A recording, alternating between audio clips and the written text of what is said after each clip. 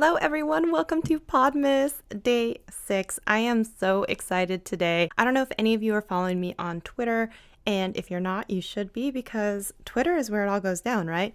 And you can find me on Twitter under Shelly Saves the. I put out a call yesterday to some of my friends online, and I said, hey, just curious if anyone might be interested in coming onto a podcast and doing an episode with me. And a whole bunch of people said yes, amazingly.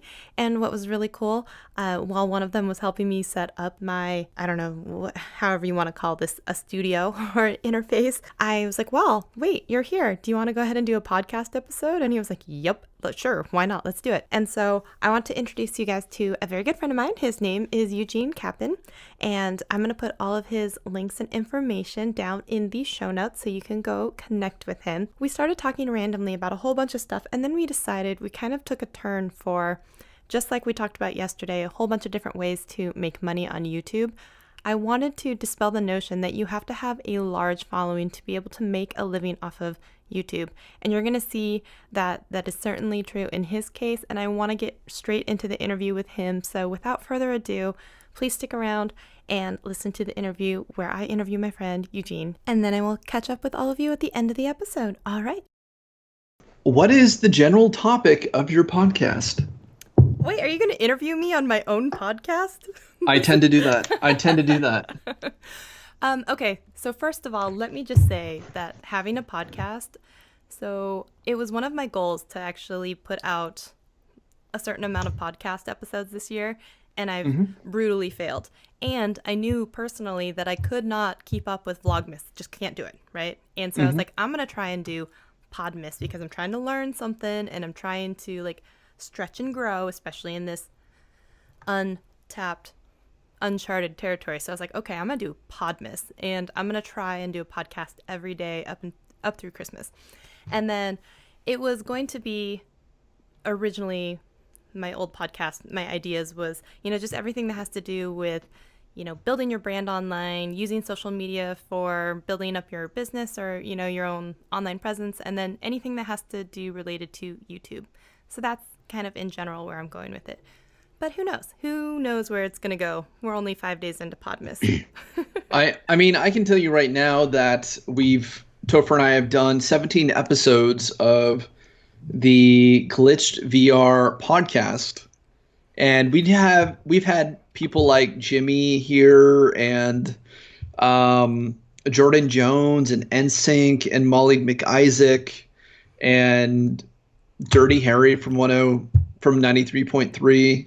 Are you seriously saying the members of NSYNC like the boy band? Because I would lose my mind. But I know. No. Like NerdSync. I know. I'm just messing with you. And like I don't know, Jake Roper from Vsauce 3. Like we've had all these big names on our podcast, and we've had under 1,000 views. Isn't that crazy? I am fully expecting that no one is listening to my podcast, and it's really more of a personal journey and goal that I have for myself, so it's totally fine if.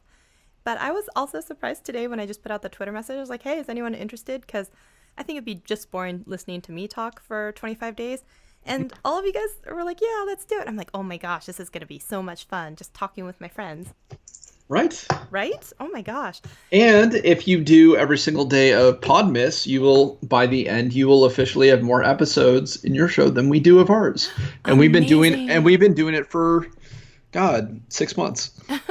Technically, my podcast is more than a year old, but my very first episode was like a 30-second long, which was like the minimum to, get onto iTunes and everything, because you had to have one before you can submit, your RSS feed or whatever. And it was literally like, this is what this podcast is, and okay, thanks. And it was like literally 30 seconds. It shouldn't even count. And then the other one was just me like ranting about how like everyone was whining so much about YouTube demonetization. And I was just like, I don't even care. Like, seriously, if you're so upset about it and you have that few subscribers anyway, you are focused on the wrong things, man. Like, and I was so mad about it. And I was like, go find a million other ways to make money or more money than you would have in the $5 that you lost in AdSense. It's not that big of a deal. So I can honestly tell you that I've never taken a paycheck home from YouTube AdSense, but half the furniture in my living room was made through selling Instagram ads. Isn't that amazing? right? So people get so upset, and I was just like, okay, let me just break it down for you. In my first year on YouTube, I think it took me like 6 months or more to even accumulate enough views to finally get paid, because if you don't hit the $100, it just keeps like Hmm. rolling over. Yeah. And mine just kept rolling over month after month. And it's always been a goal. I was joking with Jason down at Vid Summit of Painfully Honest Tech. I was like, my big goal is one day in like some month, maybe whatever big month it is, I'm going to get paid out in the same month. Not 2 or 3 months at a time, but like 1 month. So one of these days. When AdSense first became a thing on my very first YouTube channel, I had started getting a little bit of a following, and I was close to getting like that first $100 check. And I was like, that's amazing. I have a check coming soon, but I got money in the bank right now. What I'll do is I'll find a marketing company.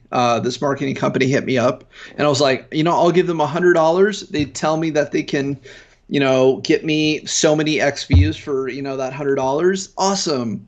That's how marketing works, right? That's how you grow a business. And instead, they just sent bots to my account Oh, that's the and worst. got my account deactivated. No. Oh Yeah, no.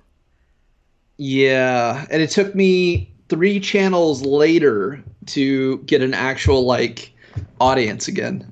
Oh wow. Okay. Okay. So it seems like our conversation has kind of drifted off into a talk about money, which is really funny because the podcast episode that I released today, which is December 5th, was a bunch of ways to make money online with YouTube.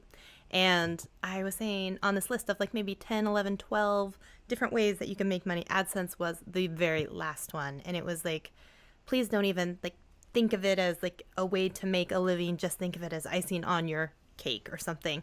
So maybe we should have a talk about money because what do I'm you totally I'm totally fine with that. Let's right? do it. People are very funny about money. Like some are just going to be completely silent and they don't want to talk about it. And then some are just like, let's talk about everything. And I'm more of a let's talk about everything type of person. Good. That's where you want to be. I, Transparency is great.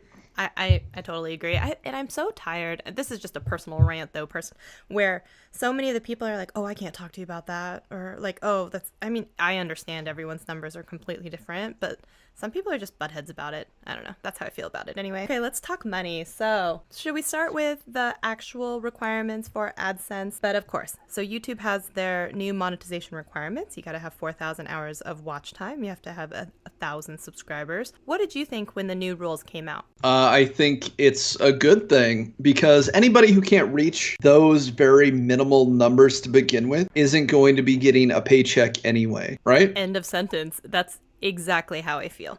And and the truth is it does give you something to strive for. It's not some 100,000 unattainable plaque. It's like it's very attainable. You should be able to get that. And if you're serious about YouTube and you're putting out the videos and all that stuff, yeah, it shouldn't be that hard to hit that. I think when those numbers came out, we went back and looked at, how many views we were getting on the Studio Capon account. We got that in 60 days prior. Like, Yeah. it's really not as big a deal as like everyone is talking about, and for all the people who are always like, YouTube's always trying to like screw us over and they're always, and I'm like, wow, No, they they're a have, business. yeah, I'm like, not only are they a business, they're like profit sharing with you on their advertising, which how many other businesses are doing this? Plus, they have entire channels dedicated to helping you and learning and education. And like they're trying, but there's a lot of creators and, stuff to wade through. But it's not like they don't try. Of course, it could be better, but I can't get down on the same boat with all those people being so angry about it.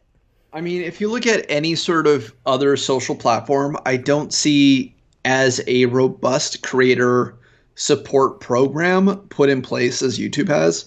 Like, you don't really have the same sort of like video content coaching you to build up your presence, build up your impact as, say, like YouTube does. I mean, you don't have it for Twitter or Instagram or, Mixer. It's, yeah. I mean, and let's But think about this. but maybe they Facebook just should. started monetizing, right? So, and Facebook has been around a long time. YouTube has been letting people into the partner program for a lot longer than Facebook has. I mean, they're trying, man. I got to give it to them. They're trying. So the topic of this podcast is clearly money.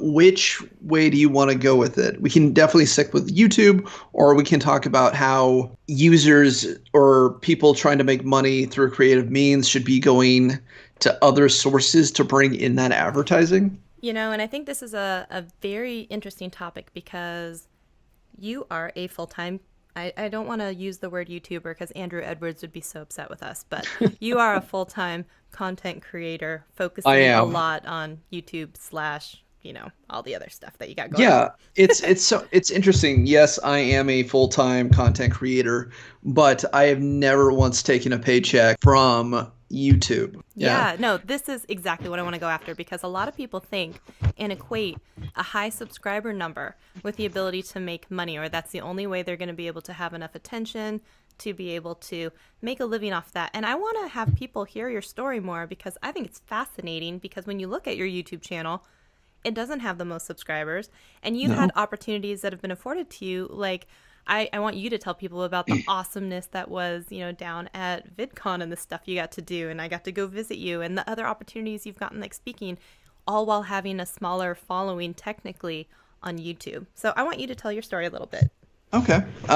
So way before YouTube was ever a thing, I was working as an intern at a digital signage company called Curiosity. And during my internship, a friend of mine wrote a movie called Justice Never Reloads, a cop drama movie. And he called me up and he was like, hey, do you know how to do special effects? Do you know how to, we need posters and websites and all this marketing material that we'd like for this movie that we're working on. Can you do that? And I was like, very young still. I was looking for any chance to build up that graphic design, web design portfolio that I was trying to build at the time, hence the internship. And I went, let me learn After Effects in 2 weeks to, make a door explode off the hinges. Let me, give me a week.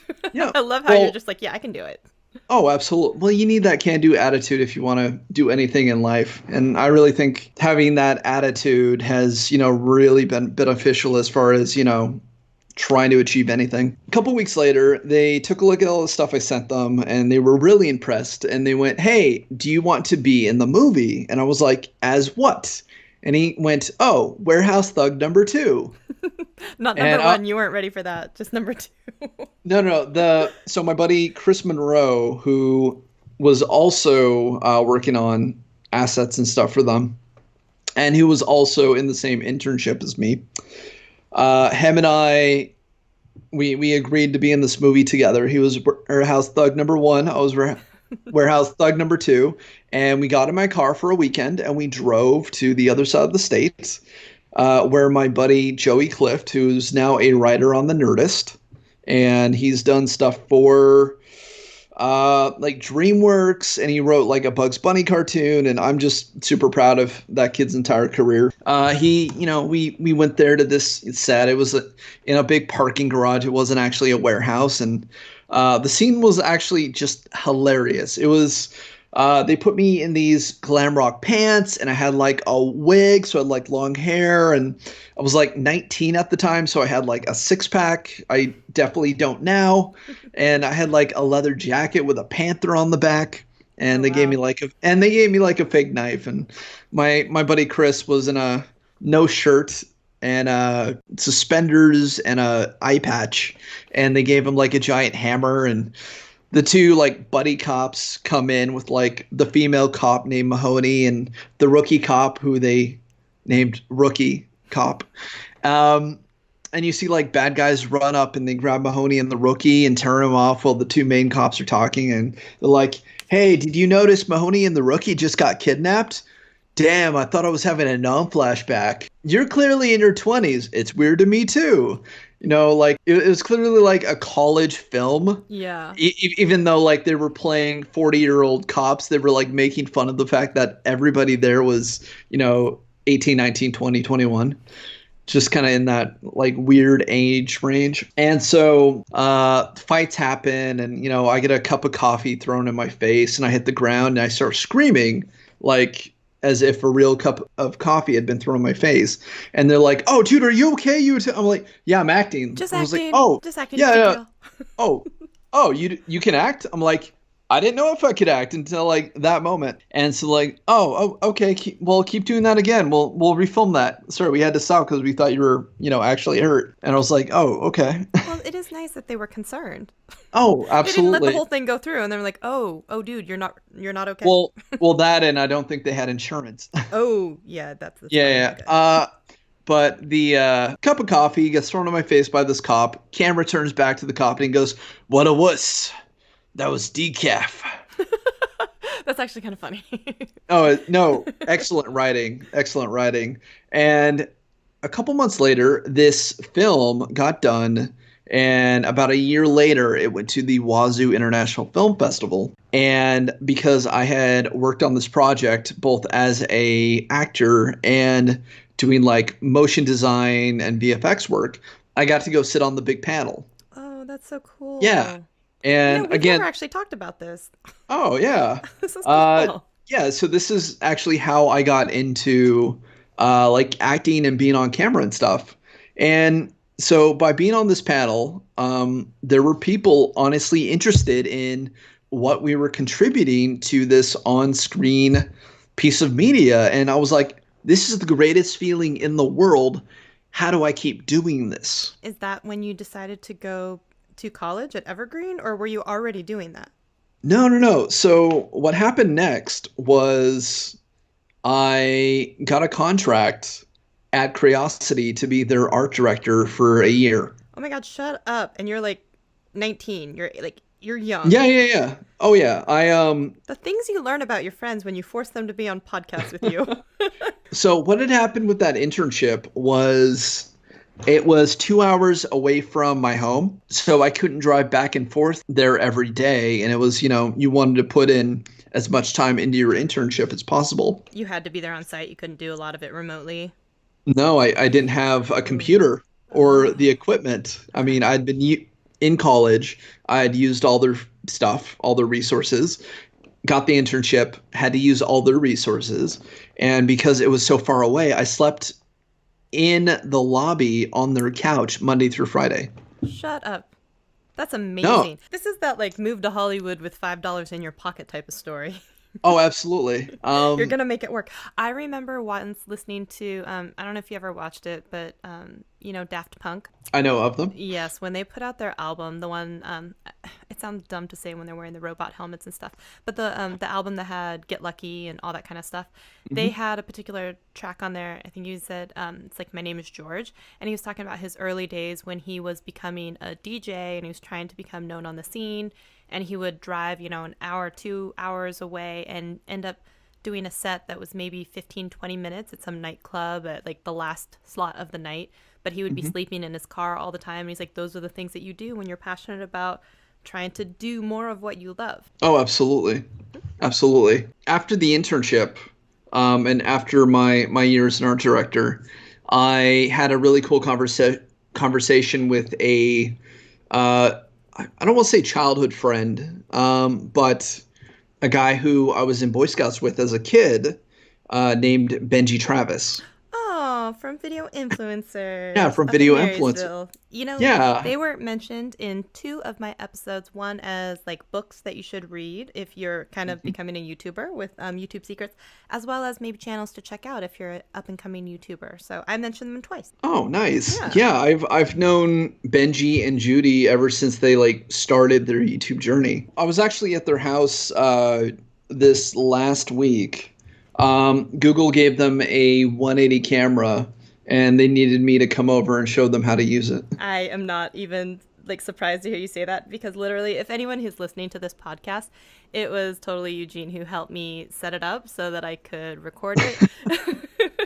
I am tech support basically for all my bigger influencer friends. And that is funny because I said one of the ways that you can make money is you could become an intern for a larger channel where you could even be doing things that you're already good at and helping them with that maybe they're overwhelmed with, helping them with thumbnails or editing or tech support, any of that stuff. And you could be doing that and learning at the same time. Yeah. Or you can, set up something like Clarify. What is Clarify?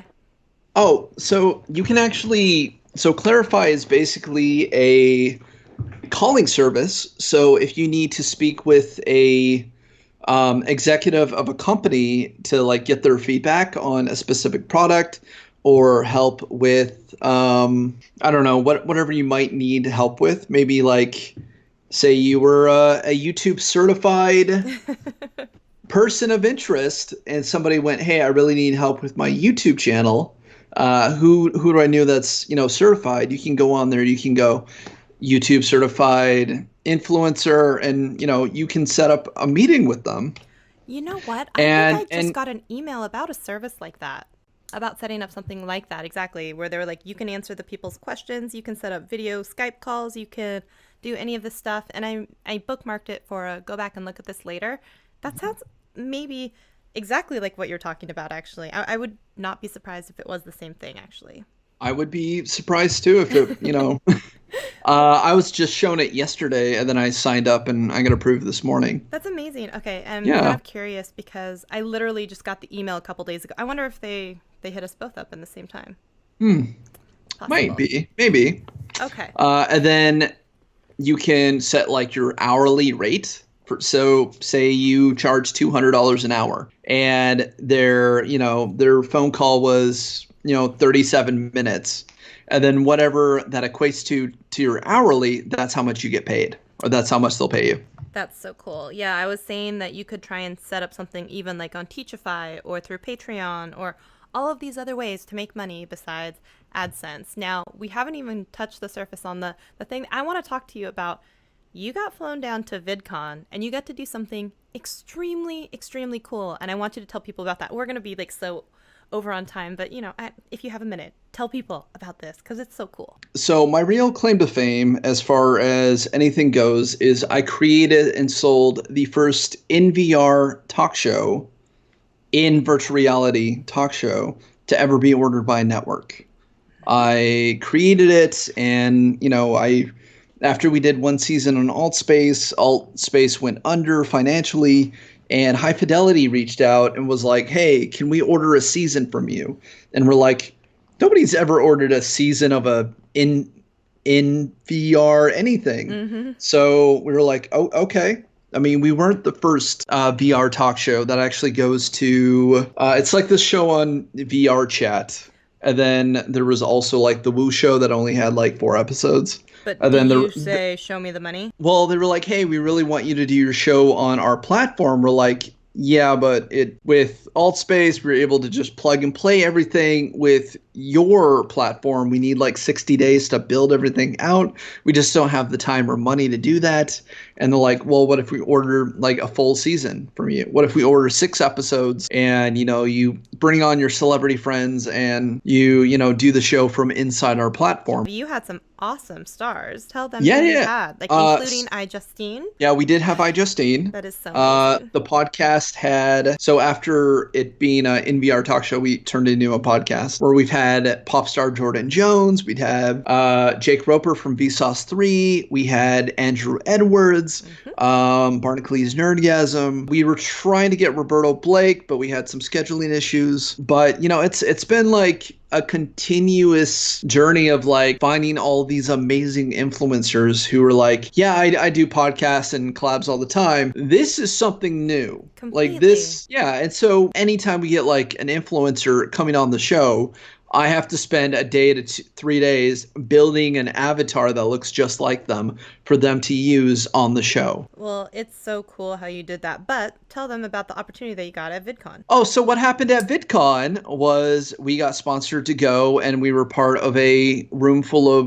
VR companies, and we got to run our podcast, Glitched, a VR podcast, while supporting this sponsorship that we ended up getting. And I think that's actually just so neat. It's so cool to hear about all these different opportunities that you get when people look at your channel and they're like, but you don't even have X amount of subscribers, And you're like, Yeah. well, screw that. I got flown down to VidCon and treated at the hotel where like Rosanna Pansino is and all the big stars and like, Oh, I mean, it was oh pretty yeah. cool. In the last year, I've been or the last like year and a half, I've been flown down to TwitchCon twice, VidCon, and I was a headliner at VRLA. Right? You've been so And busy. my YouTube channel has 5,000. Right? It's amazing. So you don't have to have 1 million subscribers to be able to be a full-time YouTuber, online content creator. And Eugene's just living proof of that. But you've got your hands in a lot of different buckets. You've got your VR talk show.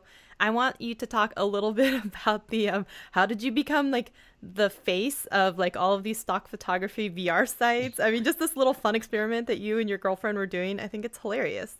And you're everywhere. Yeah, so one of the things about me is I try a lot of things very, very fast. And if it fails, it fails. And if it takes off, it's, that 1 in 20 that, will actually get you somewhere. But if you don't try, you will never see any sort of success, right? I just hope this goes to show to anyone listening, because so many people are only focused on, if I just get X amount of subscribers, then that's when I'm going to get the brand deals. That's when I'm going to get, the sweet, sweet AdSense revenue. And I think you are just a huge living proof, like a walking billboard that like you don't need AdSense.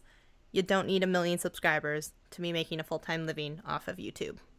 No, I sold my first show, like legit show, with 1,600 subs. That's it. I know, it's like mind blown, right? Like, phew. Like I know people with 300,000-400,000 subscribers who can't do that. Mm-hmm. It's not about, your subscribers. It's what you can offer these companies in exchange for their marketing dollar. That's what it really comes down to. I think that's the perfect way to end it. Thank you so much for being on the podcast. That's just a knowledge drop. I loved it. Anything you want to say to the people? Let me think of some. Marinate on that for a second. I know it's a hard one, and I threw it right at you. Just keep trying. Try as many things as you can. See what you like, and if it feels like it's worth going after, put in the time. I think that's a really good point. When you listen to like Gary Vee, and he's always talking about where do I put myself out online or something like that, and he's like, Don't be an idiot. You put yourself everywhere, because you never know when something's going to blow up and be the next whatever, and you want to be part of it, or you got to taste it. You got to see if you like it or see if you absolutely hate it, but you got to be everywhere. You got to try it all. Exactly. Where can the people find you if they want to find more about you? You can search my name, Capon Design. That's like my official moniker. Or go to the YouTube channel Studio Capon. Awesome. And I'm going to put all of your links in the show notes. So anyone who wants to hang out with you more, they can just click on your link. Yeah. And if you guys need help, I do a free show called Social Media Help Desk every Wednesday from 6 to 7 o'clock on Mixer, Pacific Standard Time. I love that you do that, by the way. And I've seen the little clips that you put on Facebook. I think it's awesome. Oh, my pleasure. Mm-hmm. Thank you. That's going to wrap it up for today's Podmas episode. Thank you so much for tuning in. If you've enjoyed our time together, I would love it if you gave a 5-star review on whatever listening platform you are tuning in from. I do not take our time together for granted. I know you could be anywhere and listening to anyone, and you chose to spend your time with me, and I really appreciate that. I will see you in a Podmas episode very soon. Thanks, guys. Bye.